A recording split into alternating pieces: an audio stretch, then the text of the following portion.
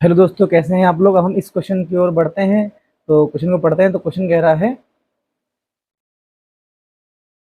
रहा है in triangle A B C right angle at B. तो कह रहा है अब हम इसे ट्रायंगल ड्रॉ कर लेंगे। इसमें से कह रहा है ये हम राइट एंगल ट्रायंगल ड्रॉ कर लेंगे। अब क्या हो जाएगा, इसमें कह रहा है राइट एंगल एट बी, मतलब कह रहा है बी आपका समकोण है, आपका 90 डिग्री है, तो बी हो जाएगा। अब हम क्या करेंगे, इसको ए मान लो, इसको हम सी मान लेते हैं। तो कह रहा है इफ ए बी इक्वल, कह रहा है ए बी इक्वल कितना हमने रखा, ए बी हमको 12 दे रखा है और बी सी हमको बी सी हमको 5 दे रखा है।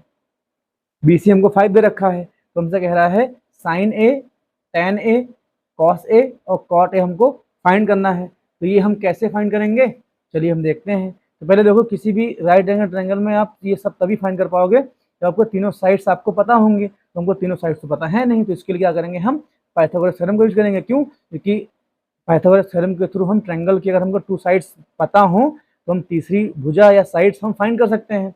तो पाइथागोरस थ्योरम क्या होती है, पाइथा पाइथागोरस थ्योरम की बात करते हैं। तो पाइथागोरस थ्योरम कहती है कि अगर हम किसी भी राइट एंगल ट्रायंगल में अगर हम हाइपोटेनस का स्क्वायर करते हैं, ठीक है, तो वो परपेंडिकुलर के स्क्वायर प्लस बेस के स्क्वायर के इक्वल होती है। तो इसको हिंदी में क्या बोलेंगे, अगर हम कर्ण का स्क्वायर करेंगे, ठीक है, तो ये लंब के स्क्वायर प्लस आधार के स्क्वायर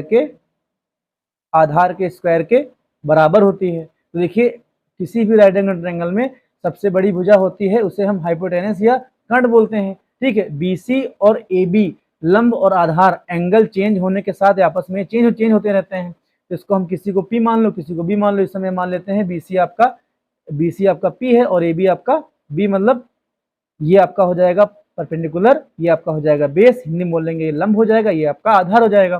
ठीक है, तो अगर हम बात करते हैं तो कर्ण कितना हो जाएगा, ए सी, तो आपका ये ए सी का स्क्वायर हो जाएगा। अब देखिए ए बी कितना हो जाएगा, ये आपका ए बी आपको आधार हो जाएगा, बट हम बी सी लंब लेंगे तो बी सी का स्क्वायर आ जाएगा। ठीक है, प्लस अगर हम आधार लेते हैं तो आधार कितना हो जाएगा, जो आपका बेस कितना हो जाएगा, ये आपका ए बी हो जाएगा, तो आपका ये ए बी का स्क्वायर हो जाएगा। तो हमको ए सी की वैल्यू निकालनी, तो ए सी का स्क्वायर ऐसे रहेगा। अब देखो हमको बी सी क्या है, 5 का स्क्वायर, बी सी की वैल्यू 5 दे रखी, तो 5 का स्क्वायर हो जाएगा। हम यहाँ प्लस लगा देंगे, ए बी कितना है, 12 का स्क्वायर हो जाएगा। तो पता है ए सी कितना आपका हो जाएगा, 5 का स्क्वायर कितना हो जाएगा, 25 हो जाएगा, और 12 का स्क्वायर 144 हो जाएगा। ठीक है, तो यहाँ से ए सी की वैल्यू कितनी आ जाएगी, अंडर रूट 25 प्लस का 144 आ जाएगा। ठीक है, इसको ऐड करोगे तो कितना आ जाएगा, 169 आ जाएगा। तो ये किसका स्क्वायर लिखा है, ये 13 का स्क्वायर लिखा है, तो इसको हम स्क्वायर लिख लेंगे, ऐसे 13 का स्क्वायर लिख लेंगे 169 को। तो ये आपका ए सी ऐसे लिखा रहेगा, ये आपका पूरा ए सी हो जाएगा। या ए सी की वैल्यू कितनी आ जाएगी, अब देखिए स्क्वायर से रूट हट जाता है, कैसे हटता है, थोड़ा सा इसको इस बारे में थोड़ा सा समझते हैं। ऐसे में आपकी बेसिक जो कैलकुलेशन है उसको भी थोड़ा मैं आसान करता रहूँगा। ठीक है, अगर किसी के ऊपर किसी भी वेरिएबल नंबर के ऊपर अगर इसका ये रूल लगा हुआ है, तो इसका मतलब क्या होता है कि पावर ये 1/2 होती है। पावर कितनी होती है, पावर ये 1/2 हो जाएगी। अब देखिए अगर इसका स्क्वायर करोगे आप, तो आपने फॉर्मूला पढ़ रखा होगा, एक्स की पावर एम इंटू ब्रैकेट में एन लिखा होता है, एक्स की पावर एम इंटू एन होता है। तो यहाँ क्या हो जाएगा, एक्स की पावर 1/2 इंटू 2 आ जाएगा। तो ये 2 से 2 पूरा पूरा ये आपका कट जाएगा, तो यहाँ कितना बचेगा, एक्स बचेगा। इसीलिए हम कहते हैं कि किसी भी नंबर के ऊपर अगर रूट लगा होता है और उसका हम स्क्वायर करते हैं तो क्या होता है, वो रूट आपका प्रॉपर पूरा हट जाएगा। यहाँ से कितना बचेगा, ए सी की वैल्यू कितनी आ जाएगी, यहाँ पर 13 आ जाएगी, जो कि आपका स्क्वायर से क्या हो जाएगा, ये आपका रूट पूरा हट जाएगा, तो ए सी आपका 13 आ जाएगा। अब देखो हमको यहाँ पर ए सी कितना मिल गया, हमको 13 मिल गया। अब हमको देखिए, हमको साइन ए निकालना है, तो साइन ए, अब ए मतलब हमको ये वाला एंगल लेना है, इसके अकॉर्डिंग देखो साइन ए में एंगल ए लिया गया है, तो ये ट्रायंगल में भी हम एंगल ए ले लेंगे। जब एंगल ए लेंगे तो ए के सामने साइड क्या हो जाएगी, आपकी पी हो जाएगी, और ये आपका बेस हो जाएगा। मतलब कहने मतलब है जो जो हम कोण मानते हैं उसके सामने की भुजा लंब हो जाती है, ये आपका आधार हो जाएगा, ये आपका हाइपोटेनस हो जाएगा। ठीक है, तो साइन ए क्या आपका होता है, पी अपान एच होता है। इसी को हम क्या लिखते हैं, लंब बटे, इसको हम कर्ण लिख देते हैं, जो कि आपका हो जाएगा BC अपान का AC आ जाएगा। ठीक है, तो यहाँ से अगर हम साइन ए निकालते हैं तो BC कितना आपका 5 है। ठीक है, और AC कितना दे रखा है 13 दे रखा है। ये आपका साइन ए की वैल्यू आ जाएगी। ठीक, अगर हम tan ए की बात करते हैं तो tan ए कितना आपका हो जाएगा P अपान का B होता है, जो कि हम पढ़ रखे हैं। तो क्या हो जाएगा लंब बटे कितना हो जाएगा, ये आधार हो जाएगा, आधार हो जाएगा। तो यहाँ लंब कितना है, ये आपका BC लंब है, और ये भी कितना है आपके AB आपका बेस हो जाएगा, जो कि आपका आधार हो जाएगा। तो अगर tan A की वैल्यू यहाँ से कितनी निकलती है, tan A आपका आ जाएगा, tan A आपका आ जाएगा BC कितना है आपका 5 है, और AB कितना है ये आपका 12 आ जाएगा।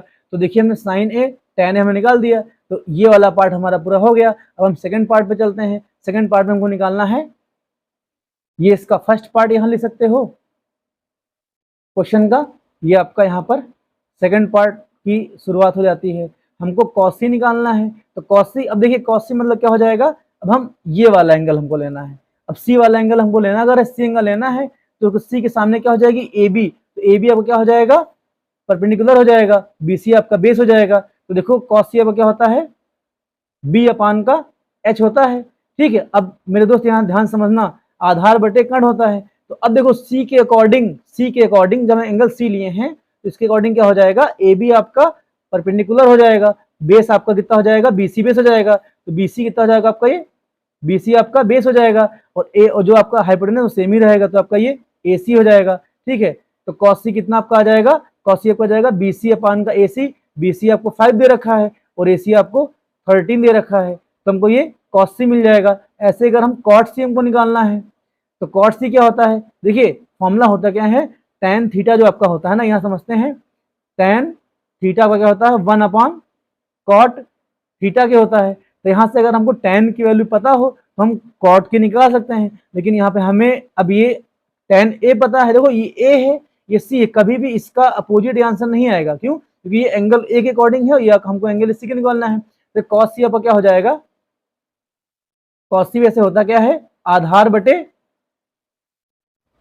लंब होता है, या इसको हम लिख सकते हैं बेस, बेस अपान क्या हो जाएगा, ये परपेंडिकुलर हो जाएगा,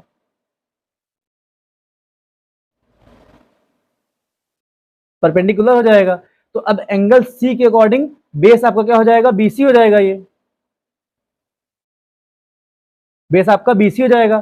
तो यहां से अगर हम cot C निकालते हैं तो बेस कितना हो जाएगा, ये बेस आपका हो जाएगा, बेस हमका BC, हमारा बेस BC हो जाएगा, तो BC हो जाएगा, और ये बेस हमारा BC हो जाएगा, और लंब कितना हो जाएगा, ये हमारा AB हो जाएगा।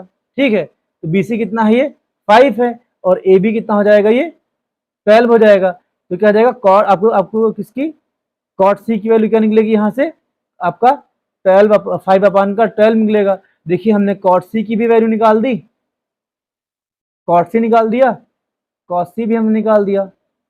ठीक, और ये आपका tan निकल गया, tan A निकला, यहाँ पर आपका साइन A निकल गया। देखिए sign A, tan A, cos A, cos C की हमने वैल्यू निकाल दी। उम्मीद करते हैं क्वेश्चन आपको समझ में आया होगा। धन्यवाद दोस्तों।